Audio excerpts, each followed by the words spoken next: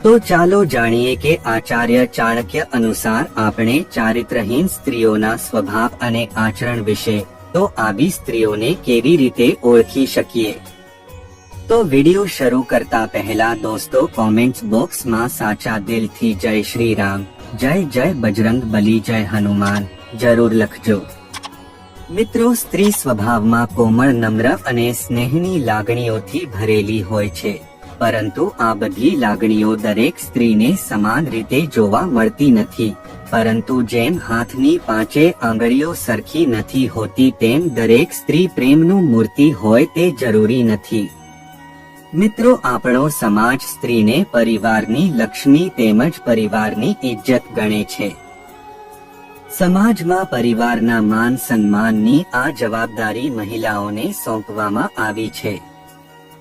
સ્ત્રીઓ એ તેના પરિવાર અને તેના કુળના નામ પર કોઈ નુકસાન ન થવા દેવું જોઈએ।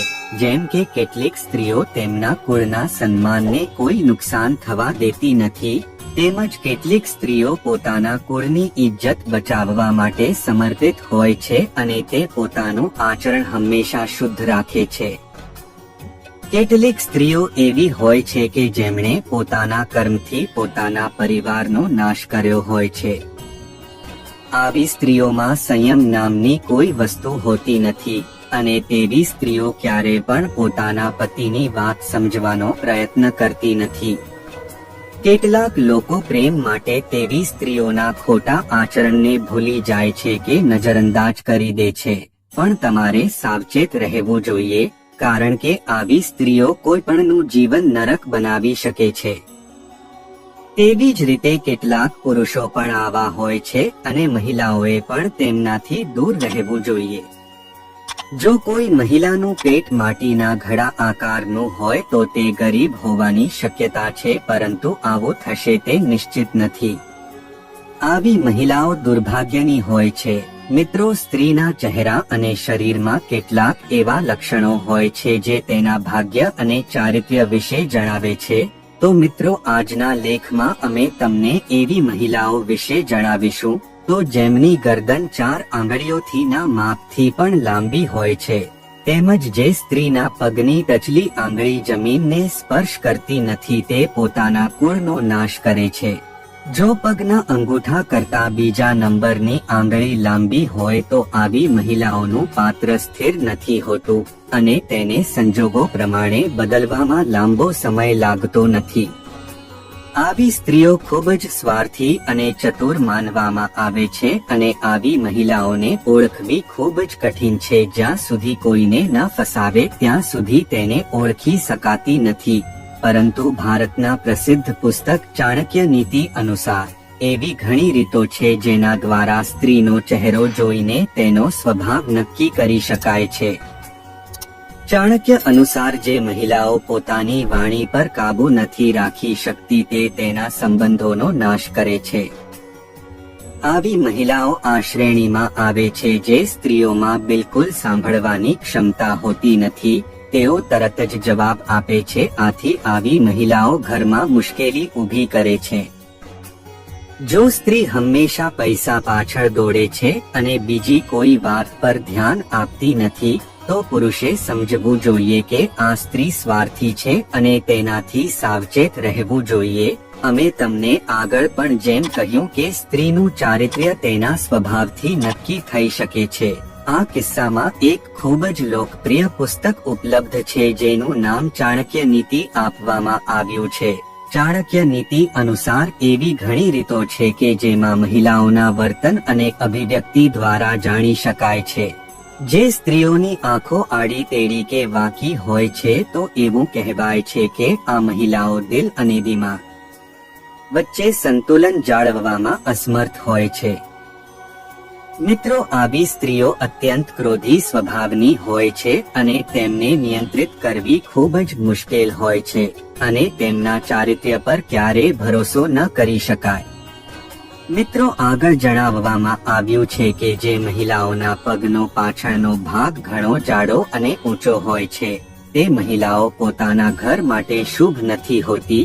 જો પગનો આ ભાગ ચામડી કે ચરબી વગરનો હોય તો આવી મહિલાઓના જીવનમાં અનેક પ્રકારની પરેશાનીઓ આવતા જોવા મળે છે।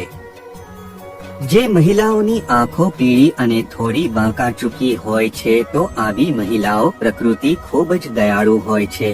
આવી સ્ત્રીઓ જેમની આંખો રમતિયાળ તેનો રંગ રાખોડી હોય છે તો તે શ્રેષ્ઠ માનવામાં આવે છે। જે સ્ત્રીઓના હાથની હથેળીના આકારમાં ફરક હોય તો આવી મહિલાઓ જીવનભર સુખ અને ધનથી વંચિત રહે છે। જો કોઈ સ્ત્રીના હાથમાં હથેળીમાં કોઈ પણ માંસભક્ષી કે શિકારી પ્રાણીનું ચિત્ર બનતું હોય જેમ કે કોયલ વરુ ચીલ વગેરે દેખાય છે તો આવી સ્ત્રીઓ અન્ય લોકો માટે દુઃખનું કારણ બને છે। આવી સ્ત્રીઓ જેમના કાનમાં ઘણા વાળ હોય છે તો તેમનો સ્વભાવ ખૂબ જ ક્રોધી હોય છે અને આવી સ્ત્રીઓ અન્ય લોકોને પરેશાન કરે છે। તેમજ આગળ વાત કરીએ તો જે મહિલાઓના પગના ઢીંચણ કાળા હોય તો આવી સ્ત્રીઓ પોતાના પરિવાર માટે દુર્ભાગ્યની નિશાની માનવામાં આવે છે। જે મહિલાઓના હોઠ ઉપરના ભાગમાં વાળ હોય છે તે મહિલાઓ તેમના પતિ માટે નુકસાનકારક સાબિત થાય છે। જે મહિલાઓ પૈસાને ખૂબ પ્રેમ કરે છે અને પૈસા સિવાય અન્ય સંબંધોને ગણતી નથી તેવી સ્ત્રીઓથી દૂર રહેવાની સલાહ આચાર્ય ચાણક્યએ આપી છે। આ પ્રકારની મહિલાઓને હંમેશા ભૌતિક સુખ મેળવવામાં રસ હોય છે અને આ માટે તેઓ કોઈને પણ છેતરી શકે છે। આથી આવી મહિલાઓથી દૂર રહેવું વધુ સારું છે। જે મહિલાઓના હોઠ પર પ્રમાણમાં વધુ વાળ હોય છે અને જેમના વાળ વધુ હોય છે તેવી સ્ત્રીઓ પોતાના પતિ સાથે દરેક મુદ્દે તે ઝઘડો કરતી હોય છે અને હંમેશા ઘરમાં પરેશાનીઓ લાવે છે। જે લોકો તેમની સાથે રહે છે તેઓ હંમેશા દુઃખ અને પરેશાનીઓથી ઘેરાયેલા રહે છે। આ સિવાય કાળા ઢીંચણ વાળી મહિલાઓને પણ અશુભ માનવામાં આવે છે। મિત્રો ચાલો એક વાત સ્પષ્ટ કરીએ કે અહીં બાહ્ય સૌંદર્યનો અર્થ શરીરનું સૌંદર્ય જ નથી। આવી સ્ત્રીઓ અત્યંત હોશિયાર હોય છે અને તેમના મગજમાં કંઈક બીજું જ ચાલતું હોય છે અને જ્યારે જીભ પર કંઈક બીજું જ રહે છે એટલે કે તેમનું મન બેપડું હોય છે। મતલબ કે તેમનું ચારિત્ર્ય સારું નથી હોતું અને આવી મહિલાઓ બીજા પુરુષ સાથે સંબંધ બાંધવામાં બિલકુલ અચકાતી નથી। જે મહિલાઓનું કપાળ લાંબુ હોય છે તે તેમના દિયર માટે અશુભ હોય છે। જે મહિલાઓનું પેટ લાંબુ હોય છે તે તેના સસરા માટે અને કમરથી નીચેનો ભાગ વધુ મોટો ધરાવતી સ્ત્રીઓ તેમના પતિ માટે ખરાબ નસીબ લાવે છે। સાથે સાથે પરપુરુષ સાથે સંબંધ રાખવો તેમની આદતમાં સામેલ છે અને તે સ્વભાવે ખૂબ જ અસ્વચ્છ સ્વભાવની હોય છે। ખૂબ જ ચતુરાઈથી આવી મહિલાઓને ઘણા પુરુષ પ્રેમી હોય છે અને પોતાની સુંદરતા અને મીઠી મીઠી વાતોથી બધાને જકડી રાખે છે। આ સિવાય નાની નાની બાબતો પર લડતી ઝઘડતી મહિલાઓથી પણ દૂર રહો। મિત્રો આગળ જણાવવામાં આવ્યું છે કે જો કોઈ મહિલાનું પેટ ઘડા આકારનું હોય છે તો તે સ્ત્રીનું જીવન ગરીબી અને નિરાશામાંથી પસાર થાય છે। તેમજ પેટનું ખૂબ લાંબુ હોવું એ પણ સૌભાગ્યથી વંચિત રહેવાની નિશાની છે। મિત્રો તમે અમારી આ વાત સાથે સહમત છો કે નહીં? કૃપા કરીને અમને નીચેના કોમેન્ટ બોક્સમાં જણાવો અને આવી માહિતી માટે કૃપા કરીને અમારી ચેનલને સબસ્ક્રાઇબ કરો। આ વિડીયોમાં આપેલી માહિતી ગ્રંથો પુસ્તકો તેમજ ઇન્ટરનેટ પરથી લેવામાં આવેલી છે તો અમે આની 100% પુષ્ટિ કરતા નથી। તો મિત્રો સાચા દિલથી કોમેન્ટ બોક્સમાં જરૂર લખજો જય શ્રી રામ, જય બજરંગબલી। તો મળીશું નવા વિડીયોમાં, ત્યાં સુધી તમારું ધ્યાન રાખો, સ્વસ્થ રહો, સુરક્ષિત રહો। આભાર।